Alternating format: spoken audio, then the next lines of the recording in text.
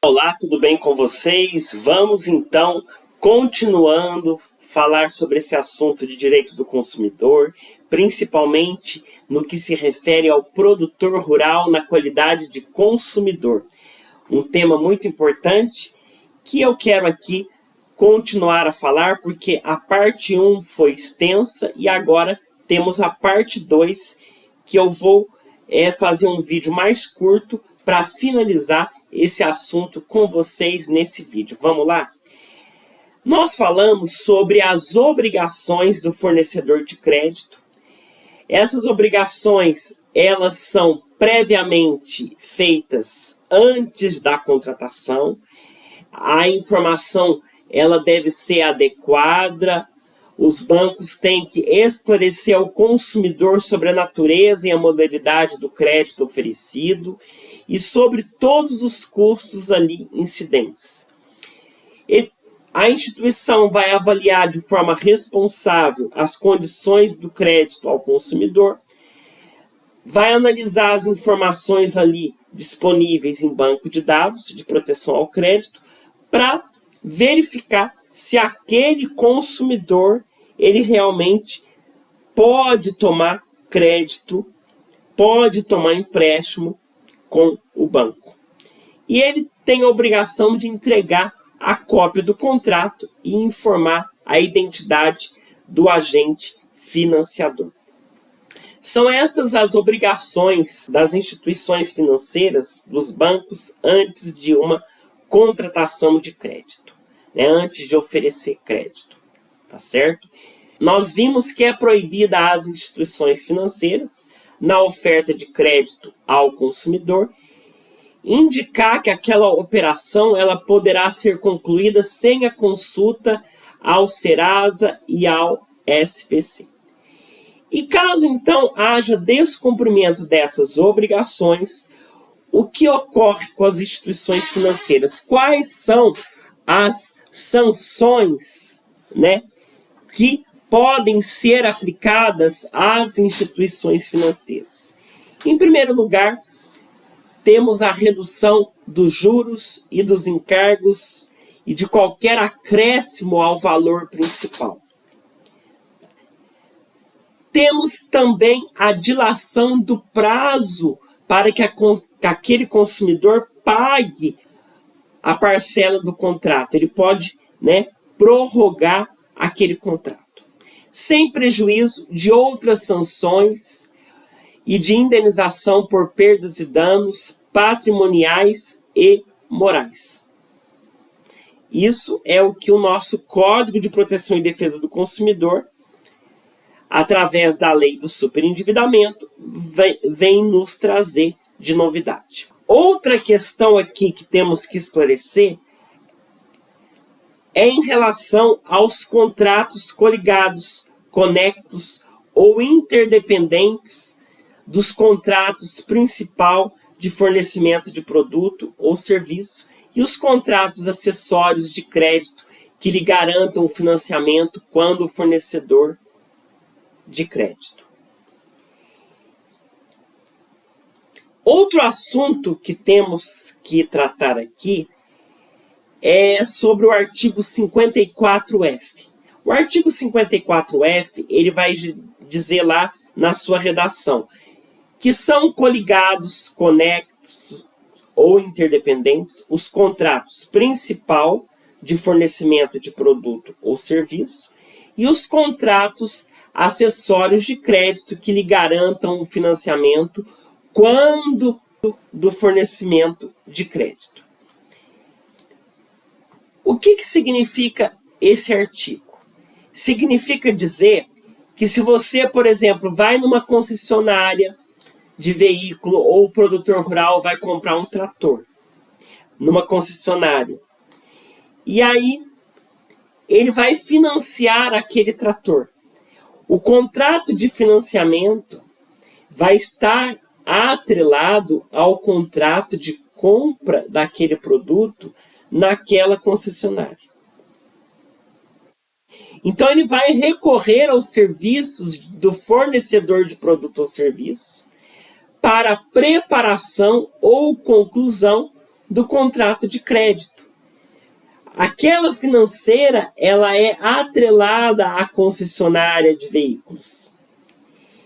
Vamos supor que aquele produtor rural ele vai numa feira agrícola comprar um trator e lá está atrelado lá no fornecimento daquela máquina, daquele insumo, o financiamento. Então você vê que um contrato é coligado com o outro. Então oferecer crédito no local da atividade empresarial do fornecedor de produto ou serviço financiado ou onde o contrato principal for celebrado. Então, vamos supor que haja uma inexecução de qualquer das obrigações e deveres do fornecedor do produto ou serviço. O consumidor ele poderá requerer a rescisão do contrato não cumprido contra o fornecedor de crédito. Então, se aquele fornecedor daquele trator, daquele insumo agrícola, ele não cumpriu aquele contrato ou aquele veículo apresentou algum defeito ou eu me arrependi de ter comprado, eu vou invalidar também o contrato de crédito. Né? Ou seja, a invalidade ou a ineficácia do contrato principal vai implicar de pleno direito a do contrato de crédito que lhe seja conexo. Então, veio o Código de Proteção e Defesa do Consumidor com a lei do superendividamento nos dizer que a invalidade de um contrato invalida o outro. O contrato principal, que é do fornecimento deste insumo, invalida o contrato acessório, que é o contrato de financiamento daquele crédito. Tá certo? Vamos entrar agora nas fases e procedimentos da lei do superendividamento, porque tem a sua fase procedimental, né? A primeira fase, que eu posso chamar ela de fase conciliatória ou preventiva, é a fase em que o consumidor devedor, o superendividado, vai entrar com um pedido para o juiz, que vai designar uma audiência de conciliação e, havendo um resultado positivo desse acordo coletivo, em que se chama todos os credores nessa audiência para que se faça esse acordo, tendo resultado positivo, haverá a homologação por sentença desse acordo.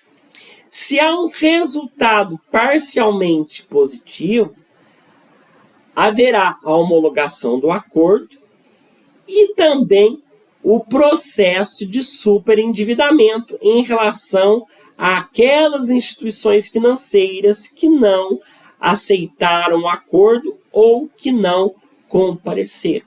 Então, teve o resultado negativo, vai ser o processo de superendividamento integral. Nada impede também que esta fase conciliatória ou preventiva seja feita nos órgãos de proteção e defesa do consumidor, os chamados PROCONs.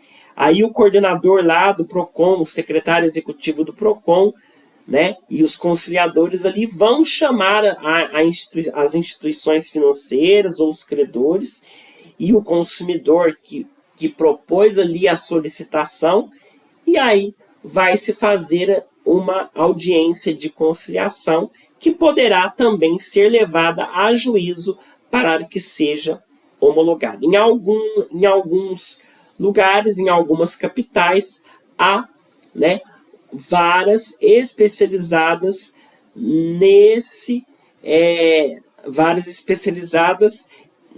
tipo de conciliação definido pela lei do superendividamento. Certo? Quais são os requisitos? O que deve ter na minha petição inicial? Quando eu vou perante o juiz, o que eu vou pedir para o juiz? Primeiramente, eu vou ter que qualificar a pessoa do consumidor que está endividado. Vou também qualificar os credores. A qualificação desse devedor é a identidade, o CPF, endereço. E a qualificação dos credores, o endereço, o CNPJ.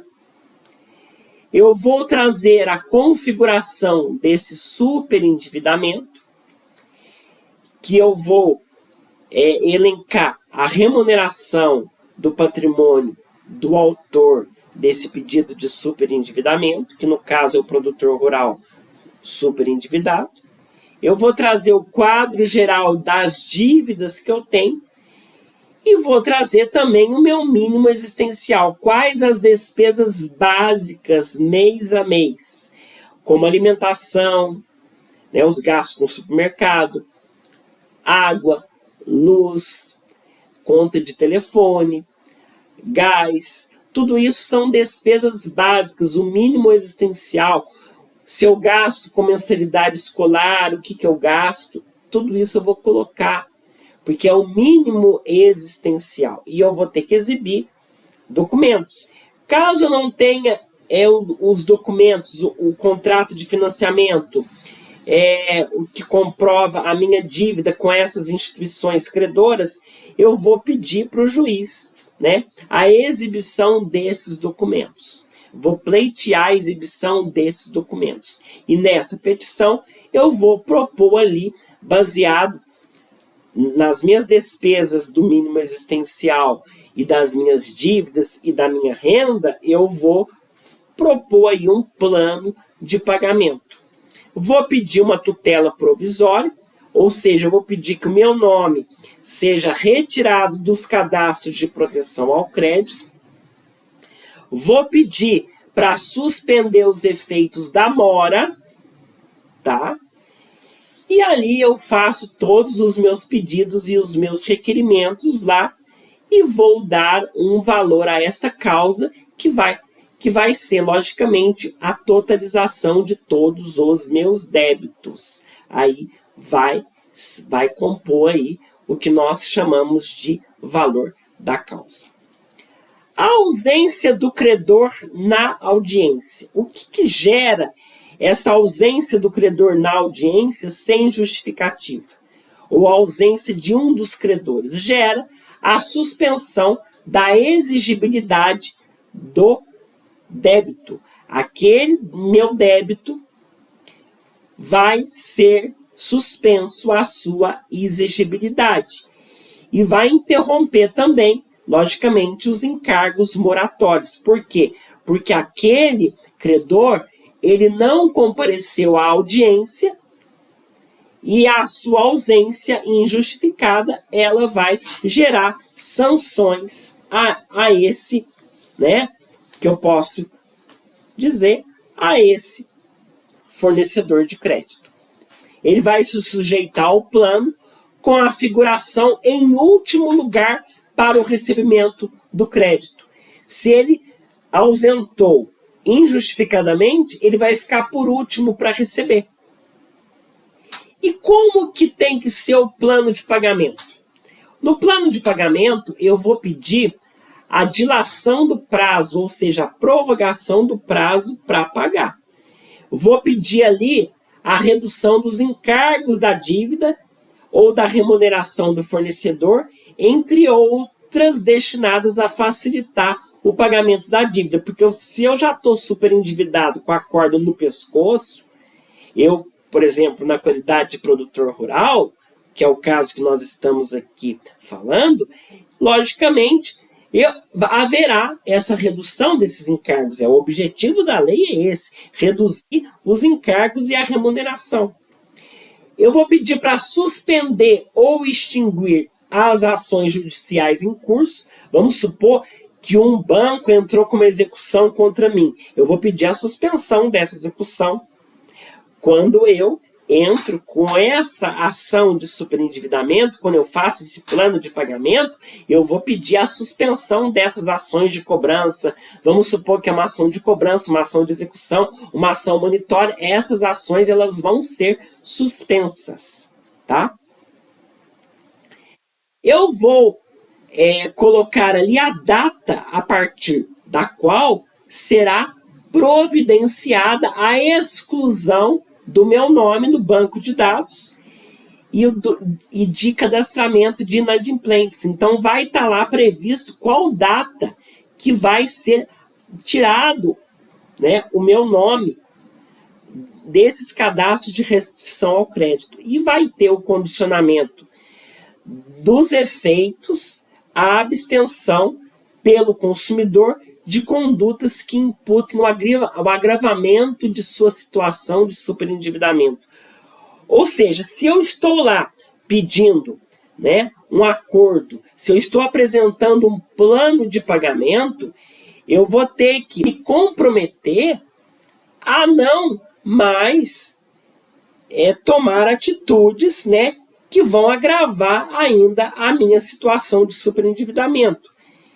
Eu vou ter que me comprometer a não pedir mais empréstimos até que eu solucione ali, até que eu pague os meus débitos, tá? E temos a fase judicial. A fase judicial, esta fase judicial é o plano compulsório de superendividamento. Lá teremos o valor do principal da dívida mais a correção monetária. Logicamente, temos essa correção monetária, porque vai corrigir a moeda, só não vai ter os juros moratórios, né, e outros encargos, mas a correção monetária, sim, ela sofre aí com... A moeda sofre aí com a inflação, então, para compor o valor da moeda, temos a correção monetária. Eu vou iniciar o meu pagamento da primeira parcela em 180 dias. Os pagamentos serão em parcelas iguais e sucessivas e deverá ali prever a quitação total da dívida em 5 anos. É um procedimento complexo que vai depender de uma perícia contábil e é por isso que deve tramitar perante a Justiça Comum, não nos juizados especiais, porque haverá sim uma perícia contábil para calcular, né, a minha capacidade de pagamento devido ao que eu apresentei em juízo. Então, temos a petição inicial, a citação dos credores, a defesa deles ou não, a minha réplica pela defesa que eles apresentaram.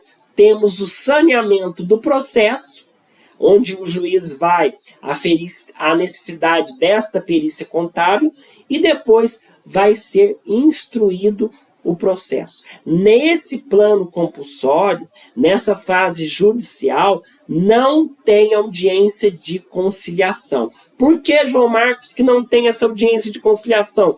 Pois já houve essa audiência na fase anterior e é um procedimento compulsório, certo?